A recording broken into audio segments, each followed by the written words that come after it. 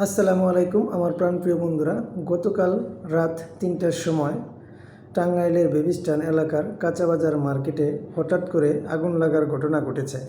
মুহূর্তের মধ্যেই আগুন বাজারের কয়েকটি দোকানে ছড়িয়ে পড়ে। এতে ব্যবসায়ীদের মধ্যে আতঙ্ক ছড়িয়ে যায়। খবর পেয়ে দ্রুত ফায়ার সার্ভিসের কয়েকটি ইউনিট ঘটনাস্থলে পৌঁছে আগুন নিয়ন্ত্রণে আনার চেষ্টা চালায়। প্রাথমিকভাবে ধারণা করা হচ্ছে বৈদ্যুতিক শর্ট সার্কিট, কয়েলের আগুনে এবং সিগারেটের আগুনে আগুন লাগার সম্ভাবনা থাকতে পারে। তবে যাই হোক, অনেক দোকানদার ক্ষতির সম্মুখীন হয়ে গেছে। বিষয়টা খুবই দুঃখজনক।